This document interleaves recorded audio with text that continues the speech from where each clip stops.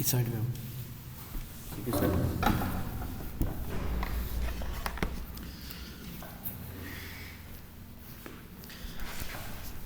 अच्छा, अब ये वाला जो क्वेश्चन है, इस क्वेश्चन को अगर हम लोग देखें तो कहते हैं isotope of the iodine, isotope of the iodine 131 is a radioactive with a decay constant of 8.6 into 10⁻⁻10। तो ये हमारे पास बेसिकली क्या है, दिस इज़ ओवर लैम्डा, ठीक है। State what is mean by radioactive. Radioactive का मतलब क्या होता है कि the emission of nuclear radiations, ठीक है, और आप ऐसे कर सकते हो कि अ स्पॉन्टेनियस emission of nuclear हाँ and random emission of nuclear radiations, ठीक है, न्यूक्लियर रेडिएशन। तो इसको हम लोग बेसिकली क्या कहते हैं, रेडियो एक्टिविटी कहते हैं। उसके बाद क्या कह रहे हैं, डिके कांस्टेंट क्या होता है। तो इसकी डेफिनेशन मैंने आपको बताई थी, क्या, प्रोबेबिलिटी, बताओ शाबाश, probability of a nucleus, of a nucleus decayed per unit time, yes, to be decayed per unit time. per unit time। अब ये सारे का सारा हमने कर दिया। फिर हमने बोला, उसने बोला explain why the beta emission, sorry why the emitted beta particle have a range of energies. तो इसका आंसर हम लोगों ने एएस में भी पढ़ा था, यहाँ पर भी हम लोग देख सकते हैं कि जब आप बीटा पार्टिकल की बात करते हो तो बेसिकली बीटा पार्टिकल आपके पास क्या होता है, बीटा पार्टिकल इलेक्ट्रॉन्स को साथ लेके आता है। तो जब वो इलेक्ट्रॉन्स को साथ लेके आता है, इलेक्ट्रॉन्स नहीं, साथ में उसके पार्टिकल्स होते हैं, याद करो, न्यूट्रिनो एंड एंटी न्यूट्रिनो। तो हमें ये पता है कि एज बीटा पार्टिकल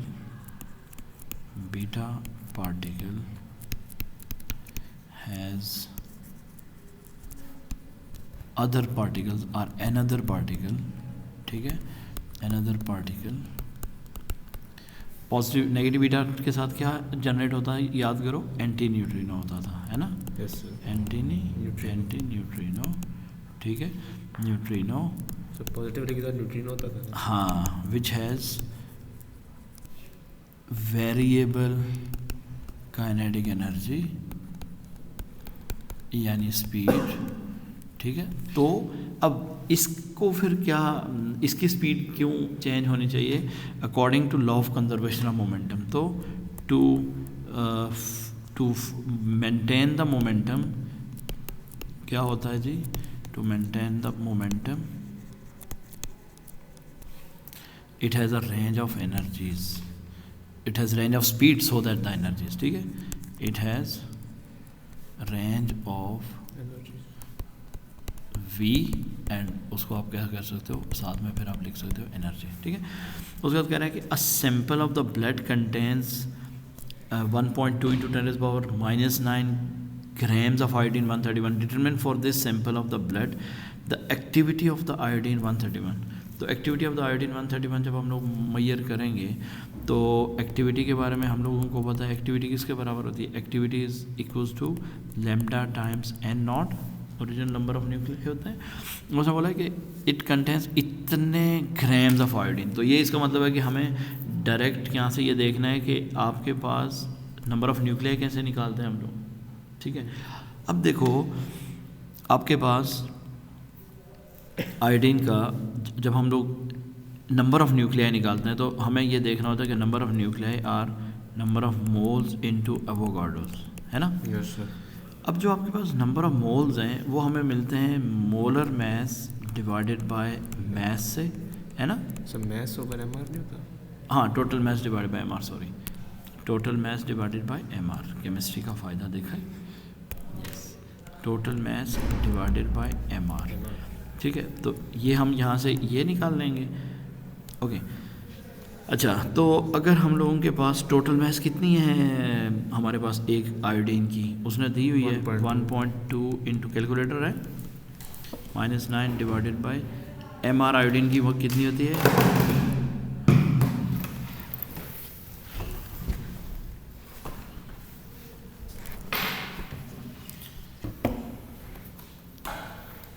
131 इसमें u होते हैं इंटू 1.6 इंटू 10⁻⁻27, ठीक है। मतलब बेसिकली आप यूँ समझ लो कि अगर हम लोग इसको देखें 1.2 10⁻⁹ डिवाइडेड बाय 131 इसका न्यूक्लियन नंबर है, इंटू एक न्यूक्लियन की मैस कितनी होती है 1.6 इंटू 10⁻⁻27 1.66 होगा बेसिकली। इसको थोड़ा सा डिटेल में करना है, तो क्या आंसर आया 5.518 into 10 to the power 15। n कितने हो गए 5.5 into 10 to the power 15 into 10 to the power of 15, इतना नंबर ऑफ न्यूक्लियर है मेरे पास, ठीक है। अब हम डायरेक्टली डिके कांस्टेंट हम लोग एक मिनट, हमसे डिके कांस्टेंट उसने सिर्फ डिफाइन करवाया था, दिया हुआ तो नहीं है द रेडियो डिके, हाँ दिया हुआ है, मैंने ऊपर देखा था डिके कांस्टेंट दिया हुआ है 8.6 -2 पर डे है, ठीक है। तो हम लोग क्या कर लेंगे, हमें एक्टिविटी को मालूम करने के लिए लेमडा इंटू ये वाली वैल्यू पुट करनी है एन नॉट करना है, तो that will be 8.5 into 10⁻⁻2 into 5.5 into 10⁻15, तो टोटल आंसर बताइए कितना होएगा 4.675 इंटू 10 टू द पावर 4.677, तो 4.7 into 10 to the power of 14 backward, ठीक है, क्लियर है। यस तो आपके पास आंसर ये आ जाएगा 4.7 into 10 to the power of +14 backward. सही है, बात क्लियर हो गई। Yes sir. अब देखो 3 मार्क्स थे, मैं दोबारा रिव्यू करवा देता हूँ। क्वेश्चन जब आप रिव्यू करते हो, जब भी आप क्वेश्चन सॉल्व करो कोशिश किया करो क्वेश्चन को रिव्यू कर दो। रिव्यू करने का मतलब ये है कि आपके पास गिवन क्या क्या था।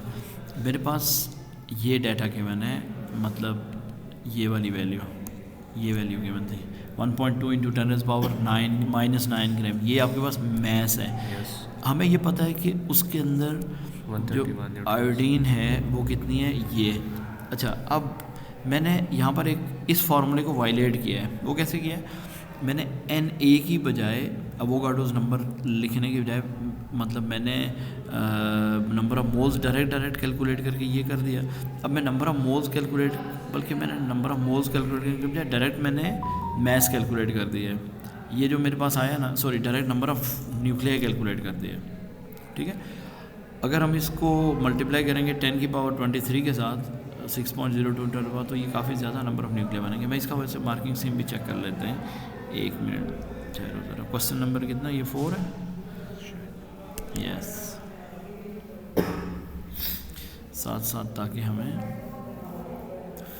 इसका आंसर भी क्लियर हो जाए।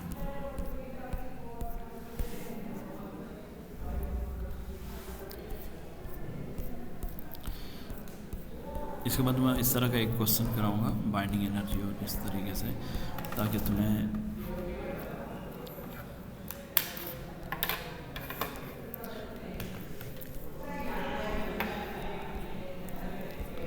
इसके बाद किसकी क्लास है, बस यही आखिरी।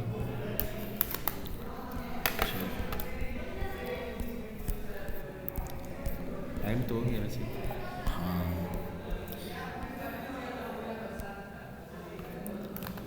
अच्छा ये देखो, इसमें उसने ना 5.5 10⁻6 बैकग्राउंड, हमारा कितना आया था 4.7 इंटू, ओके यहाँ पे चेक कर। हाँ, उसने आपको ये दिया हुआ कि नंबर ऑफ न्यूक्लियर आपने कैसे निकालने हैं इंटू, हाँ वो इस मेथड आपने एवोगाड्रो से वो मल्टीप्लाई, हाँ वो जो मैं मेथड कर रहा था बस वही मेथड लगाना है। या फिर ये भी सही है ना, ये भी मैंने किया हुआ है वैसे 5.5 इंटू 10⁻12, तो इसका मतलब है हमारे पास ये जो 10⁻⁻9 उसने दिया है, दैट इज़ 1.2 इंटू 10 की पावर, वो हमारे पास क्या गिवन था। इसका मतलब सिर्फ कैलकुलेशन में मसला हुआ है, बाकी सब प्रोसीजर सही है। सर आपने एवोगाड्रो से क्यों मल्टीप्लाई, एवोगाड्रो से, हाँ यस, ये ग्राम है, इसको केजी में कन्वर्ट करने के लिए 10⁻⁻9 कर सकते हैं। 2 मेथड है, मैं दूसरे मेथड पे भी आ रहा था, पहले मैं आपको ये वाला मेथड समझा दूँ। इसमें मैंने क्या किया, देखो मैंने यहाँ पे एक गलती की, 10⁻³ नहीं किया, ठीक है। जब मैं 10⁻³ करूँगा तो ये 15 की बजाय कितना हो जाएगा, 12 हो जाएगा। सही है, बात समझ आई। जब ये 12 हो जाएगा तो अब आप देखो दैट विल बी 12 हेयर। तो अब आप इसको 12 के साथ करेंगे तो ये आपके पास 14 है। नहीं, हमने यहाँ पे भी कोई मिस्टेक किया, ये पर डे है मेरा ख्याल है, और यहाँ पे हम इसको पर सेकंड में कन्वर्ट करेंगे तो हमें नंबर ऑफ़ सेकंड्स को रिप्लेस करना पड़ेगा। Let's say check it out. ये अब देखो उसने बोला हुआ है कि एक्टिविटी क्या है, एक्टिविटीज़ ये यहाँ तक हमारा सही हो गया। ठीक है, एक्टिविटी 0.086, ये देखो ये कन्वर्शन समझ आ गई क्या है ये सर डेज को, ये डेज़ को सेकंड में कन्वर्ट करनी है। बस हमने डेज़ को सेकंड में नहीं कन्वर्ट किया, बाकी हमारा सारा सही है, प्रोसीजर सारा सही है, सिर्फ कन्वर्शन में मसला आया। अच्छा, कि वो मैंने वहाँ नोटिस नहीं किया कि उसने मुझे जो डाटा है वो उसमें दिया हुआ है, डेज़ में दिया हुआ है।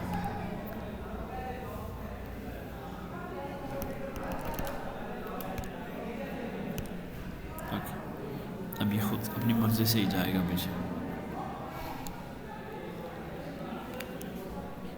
सर ये शुरू कब हुआ है सर स्टार्ट हुआ? अभी आज सुबह, ये जब से मैंने ये इसको ट्रांसफ़र करना शुरू किया ना तब। हाँ यस, ये ट्रांसफ़र ख़त्म हो जाएगा तो फिर सेट हो जाएगा। सारे भी लगा मैं उधर। हाँ इसलिए। अच्छा, तो यहाँ पर हम लोग इसको दोबारा से ये देख लेते हैं। ये हमने एक्टिविटी को ये सारा प्रोसीजर कर दिया ये। अच्छा, तो डिके कांस्टेंट की वैल्यू हमारे पास है 8.5 इंटू 10 की पावर -2 पर डे है। तो डे को हम लोग सेकंड में कन्वर्ट करेंगे तो एक दिन में हमारे पास 24 आवर्स हो गए, एक आवर में 60 मिनट्स 60 सेकंड्स। तो ये हमारे पास क्या आ गया, यानी आप डायरेक्ट 86,400 भी लगा सकते हो डायरेक्ट। ठीक है, अब इसको मल्टीप्लाई कर लो किसके साथ, अब आप मल्टीप्लाई कर लो 5.5 इंटू 10 की पावर 12 के साथ। अब करो ज़रा।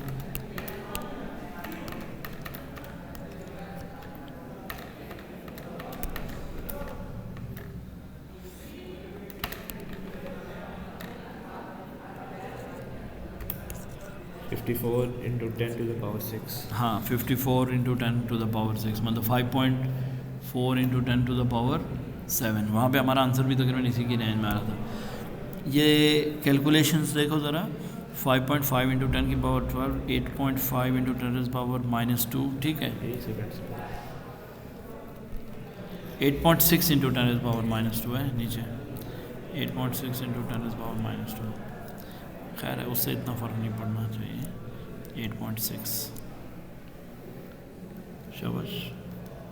ये ENG करा तो हाँ 5.4 इंटू या 5.4 इंटू 10 की पावर +6। ठीक है, बात समझ आ गई। अच्छा, उसके बाद आपको बता रहा है the time for the activity of the iodine 131 to be reduced 1/50th of the activity included in A.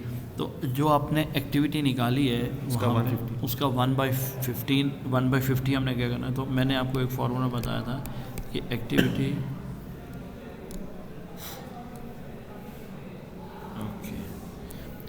Is equals to A0 e power -λ times t। तो हमारे पास ये एक्टिविटी क्या है, 1/50 ऑफ A है विच इज़ A0 है which is equals to A0 into e की पावर -λ। हमने कैलकुलेट कर दिया, दोबारा हम लोग कर लेते हैं। That is your 8.6 into 10 power -2 divided by 86,400 into time हमने निकालना है। तो ये और ये कट जाएगा, तो ये आपके पास ln of 1/50 equals to 8.6 into 10 power -2 divided by 86,400 into T हो जाएगा विद नेगेटिव साइन। तो ज़रा करिए ln of 1/50।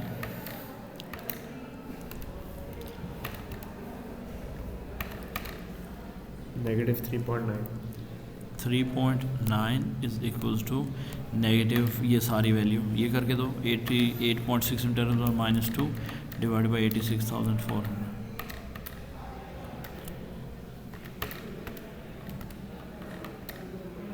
Negative 9.95 into 10 to the power minus 7.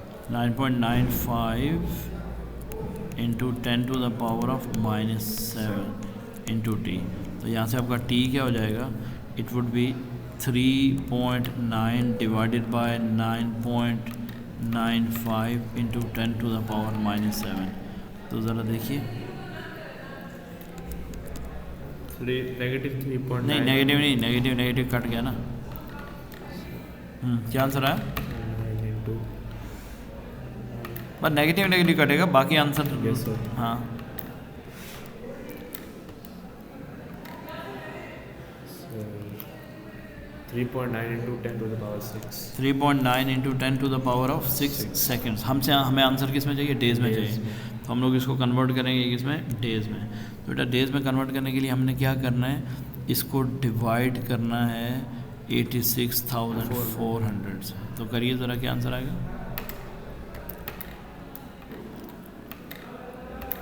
45.36.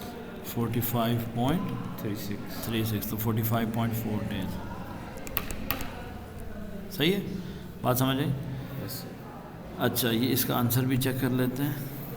45 days. 45 days, ठीक, क्लियर हो गई बात। Yes, sir. तो इस तरह के क्वेश्चंस आपने लाजमी देखने हैं। फिर हमारे पास ना आगे ये कैलकुलेशंस वाले क्वेश्चंस हैं, ये मैंने क्लास में करवाए थे। Determine for this nuclear reaction the value of x. Value of x का मतलब आपने जब न्यूक्लियर रिएक्शन लिखते हैं तो आपको सबसे पहले क्या करना होता है। मैंने एक चीज़ बताई थी, आपको याद हो कि मैंने कहा था एज एंड जेड्स आर ऑलवेज कांस्टेंट, Yes. ठीक है।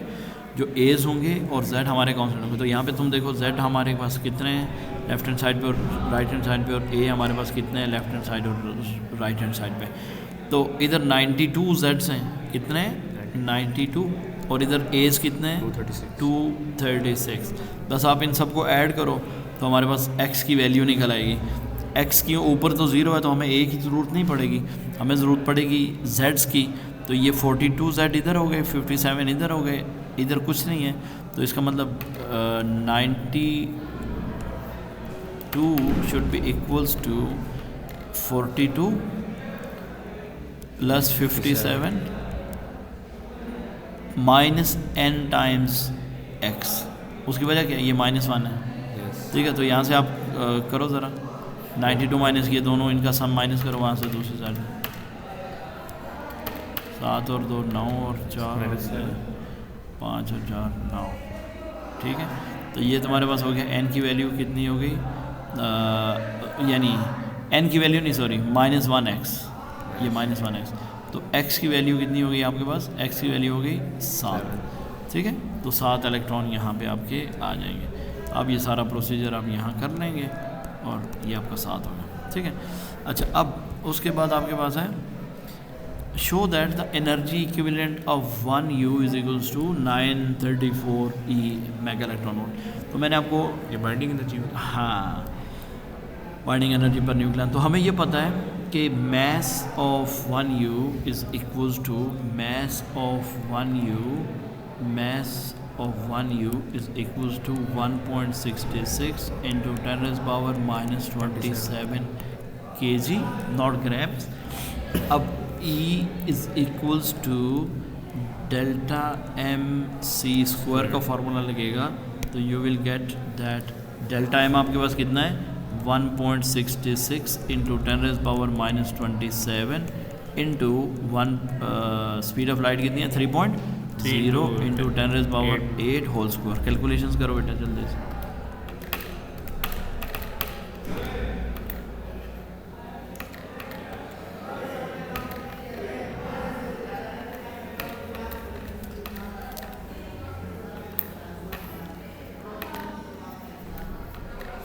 1.494 into कितना? 1.494 into 10 to the power -10.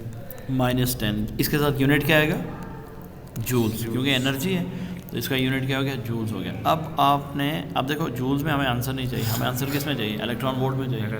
तो हमें मेगा इलेक्ट्रॉन वोल्ट में, तो हमें क्या करना पड़ेगा, हमें करना पड़ेगा कि 1.494 इंटू 10 की पावर -10 डिवाइडेड बाय 1.6 इंटू 10⁻⁻19 अगर करोगे तो वो इलेक्ट्रॉन वोल्ट में जाएगा। अगर -13 करोगे तो आपका आंसर डायरेक्ट किस में चला जाएगा, मेगा इलेक्ट्रॉन वोल्ट। ठीक है,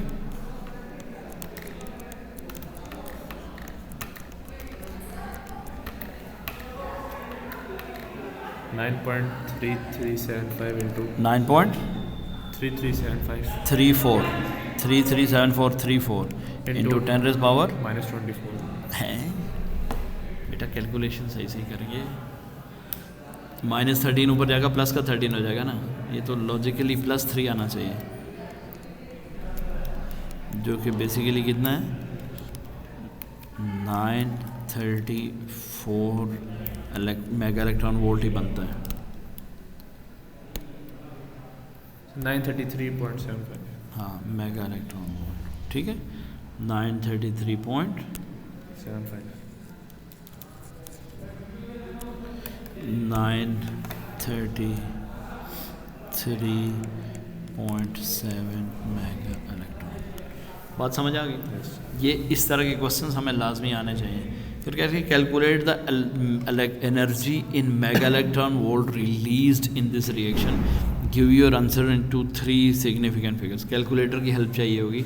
हमने मेगा इलेक्ट्रॉन वोल्ट में देखना है एनर्जी इस रिएक्शन में कितनी रिलीज़ होगी। तो आपको याद होगा मैंने एक लॉजिक बताया था कि इफ़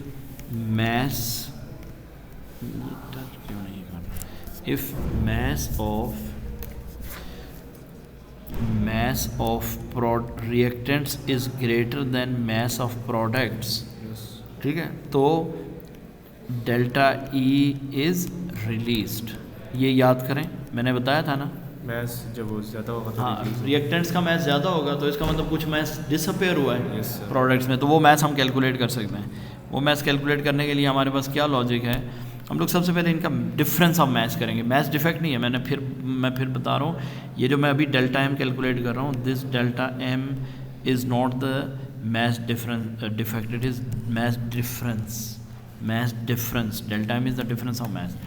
तो डिफरेंस ऑफ मैस कैलकुलेट करने के लिए आप ज़रा ऊपर जाइए, यहाँ पे ये रिएक्शन के मुताबिक आपने ये वाला नंबर यूरेनियम का और न्यूट्रॉन का नंबर, इन दोनों को ऐड करो, ठीक है, इन दोनों को ऐड करो, और इसमें से आपने क्या करना है,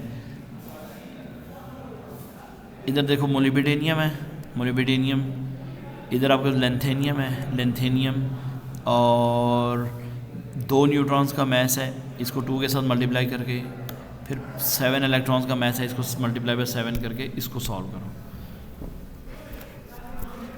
देखो मैं यहाँ पे एक छोटा सा वो कर देता हूँ एक तुम्हारे लिए, मैस ऑफ, सॉरी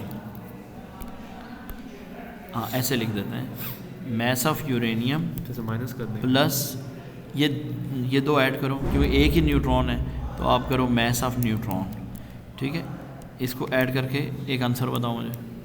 008 236.13 236.13 यू। अब देख रहे हो साथ यूनिट क्या लिखा हुआ है, यू लिखा हुआ है। अब आप मुझे करके बताइए मैस, ये आपके पास क्या चीज़ है, this is mass of reactants, है ना, रिएक्टेंट्स का मैस हो गया, ये मैंने कैलकुलेट कर दिया। अब मैं प्रोडक्ट्स का मैस कैलकुलेट करने जा रहा हूँ, तो बेटा mass of products will be equal to, products में क्या क्या है, लेंथेनियम है प्लस मोलिब्डेनियम है, तो मैस ऑफ मोलिब्डेनियम आपने कर लिया, प्लस 2 न्यूट्रॉन्स हैं तो आप करोगे 2 times mass of a neutron plus 7 times mass of an electron. ये सारा ऐड करके दें ज़रा मुझे।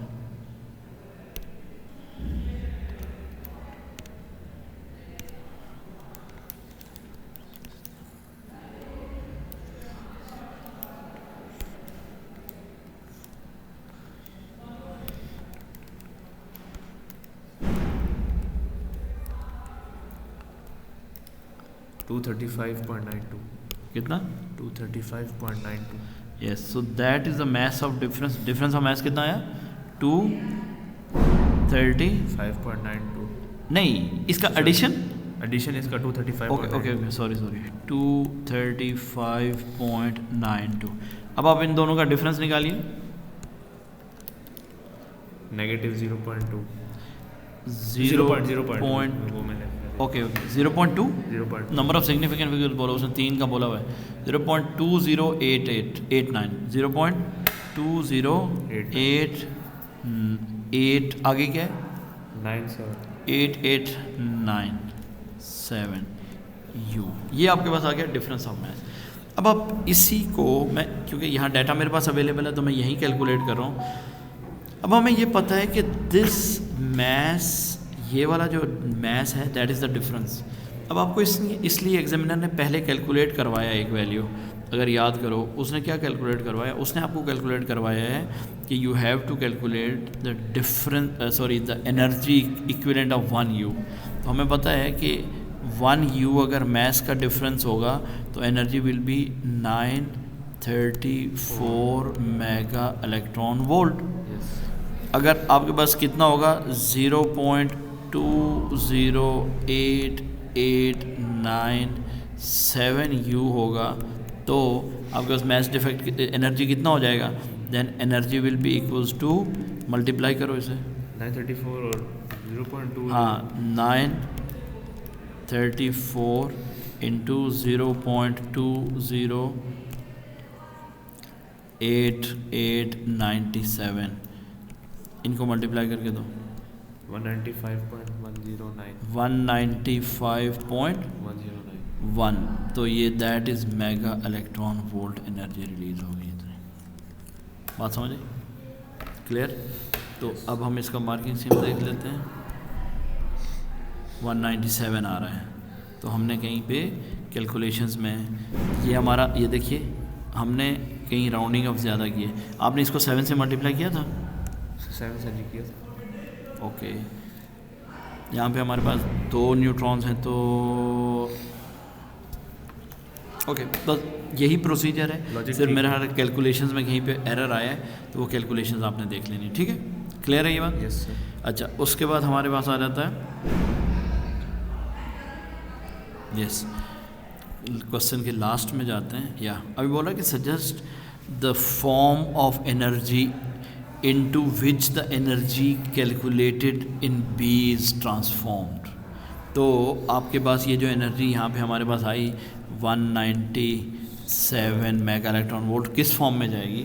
वो बेसिकली जाएगी काइनेटिक एनर्जी ऑफ वो जो उसके बाई प्रोडक्ट्स हैं मोलिब्डेनियम एंड दूसरा कौन सा था? लेंथेनियम. ठीक है, La and electrons and neutrons. ठीक है, न्यूट्रॉन्स एंड इलेक्ट्रॉन्स. यानी आप सिंपल वर्ड्स में लिख दोगे कि it will appear in the form of kinetic energy of all these product particles and some electromagnetic radiations like gamma rays. ठीक है, electromagnetic radiations like gamma rays. ठीक है, ये बात समझ आ गई? तो इस तरीके से आपने ये क्वेश्चंस प्लीज़ सारे सॉल्व करने हैं. सर ये हाई स्पीड होते हैं ये बाय प्रोडक्ट? यस, इनकी काइनेटिक एनर्जी आप कैलकुलेट भी कर सकते हो. ठीक है.